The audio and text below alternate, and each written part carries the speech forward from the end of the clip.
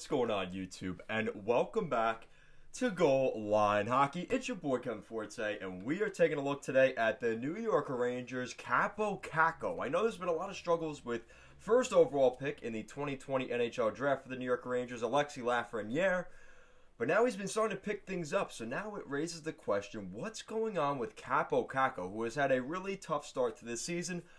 We'll be taking a look at that in this video. If you guys like what we're doing here at Goal Line Hockey, want to see the latest news around the NHL, you guys know what to do. Make sure to give this video a big thumbs up and even bigger subscribe down below. And let's take a look at the New York Rangers Kaapo Kakko. So the New York Rangers have had a really tough start to this season. Minus their game the other night to Philly, that was an outlier compared to the most part for this Rangers season.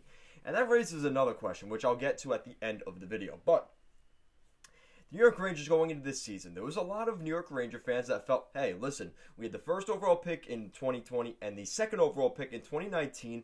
We had a good goaltending tandem at the end of last season, and we can turn things around. We have Artemi Panarin, Mika Zibanejad, Ryan Strome, some of those guys having career years last year. And there was some questions going into this season, specifically from people outside of the New York Rangers fan base that were a little bit skeptical, and I was one of those people. Is David Quinn the right coach, was the first question. The second question was, how is Lafreniere and Kakko going to do in their first and second years in the NHL? And guys like Ryan Strome, Tony DeAngelo, they had career seasons last year, and we know the story for Tony DeAngelo, but Ryan Strome hasn't been that great either this season. He's been back to where he was in Edmonton, and even before that, his tenure with the New York Islanders. So we're seeing the mediocrity of some of the players that played really well last year kind of regress back to what we've seen over the past couple of seasons. Some of them have been really big declines. Mika Zibanejad, like I said, despite the game from the Philadelphia Flyers, he did pick up 6 points in that second period, but throughout the entire season, he has really struggled to put up goals, put up points in general. Now, he did have the bug last year during the offseason, which is rumored to be a big source of the issues for Mika Zibanejad this season. He's had problems conditioning, staying healthy, and that's been a big thing for Mika Zibanejad this year. But he's not the only player in the league has had to go through that, and they're not facing similar situations. So again, it's an excuse, but I'm not in the realm for excuses. At the end of the day, it's black and white. What are the points? What are you producing for the money you make? And Mika Zibanejad is not where he was last season. And then we're looking at Kaapo Kakko. That's the main guy in this video. So Kaapo Kakko is really the guy that you have to keep an eye on, because Kakko is really weird. I love saying his name, but the thing with Kaapo Kakko and the rest of the Rangers, so you've got, oh man, yeah, that is not promising. Okay, Kaapo Kakko has 4 points in 21 games this season for the New York Rangers. 2 goals and 2 assists for the 19-year-old right winger. Now, the good news is he's still very young. He's 19 years old. He's still a teenager, so he has a lot of growing to do in the NHL, and it seems like he's got the talent around him to eventually develop. But 4 measly points? Are you kidding me? That's it? 4 points? That's not good enough for a former second overall pick. Now, there is obviously the myth or the truth of the sophomore slump. Your second year in the NHL, you usually do well in your first year, and then once people get a read for what you are, there is a bit of a regression in your progress, in your development. And that's what we see in year 2 for a lot of players. So Kaapo Kakko seems to be in that sophomore slump this year. Question is, some guys never get out of that sophomore slump, and they just stay a status quo player. But looking at Kaapo Kakko in particular, he's a -3 on the season. He's got 4 penalties on the season, which is not terrible. He's got 2 of his goals were even strength, so he's not getting goals on the power play. I assume he's not on the power play. He's getting an average time of over 15 minutes per night. So these are the things that you have to look at for Kaapo Kakko. He is getting a couple blocks. I think he's got 8 blocks on the season. So he is playing a little bit of a defensive game, but compared to the rest of his peers, that's actually fairly low, where most of these guys have a lot more blocks and stuff like that and hits.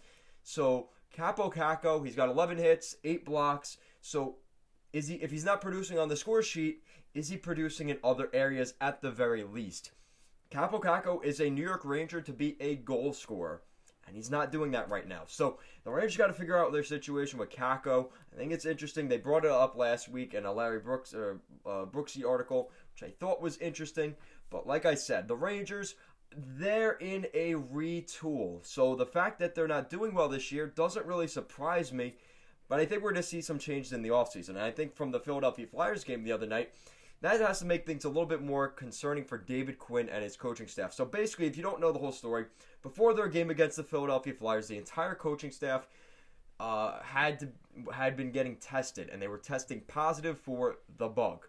So basically, all the coaching staff was ineligible to coach the game against the Flyers. So Chris Drury, one of the assistant GMs, as well as his group, actually went in there and coached the team to a 9-0 victory. So, now it brings the question. Now, again, it was an outlier. It was one game. But is the coaching staff becoming stale in New York? We're seeing it with the Buffalo Sabres. They just let go of Ralph Krueger after their struggles. Are we going to see something similar here for David Quinn, who is overall a nice guy and a good coach, a good player personnel coach, but does he press guys' buttons the way, say, a Barry Trotz or a Peter Laviolette would to get the best out of his players?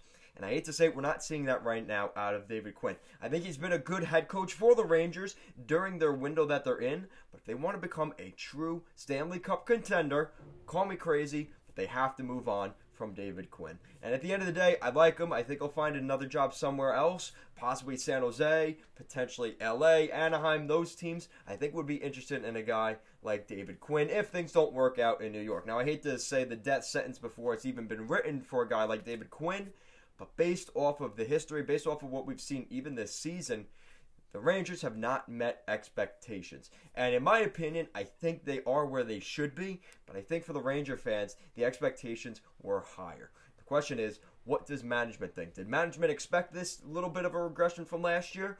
Or do they really see this as, all right, we are continuing to rebuild, we're on the path forward, and we'll just wait till next season? So guys, let me know in the comment section down below. What do you think of the New York Rangers, specifically Kaapo Kakko, but everybody? Alexi Lafreniere, the recent rumors around Pavel Buchnevich, their leading point producer. Could he leave the New York Rangers because of cap constraints?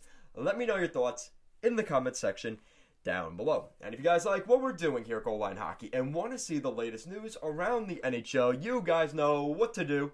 Make sure to give this video a big thumbs up and an even bigger subscribe down below. Thank you so much for watching, and I'll see you guys next time.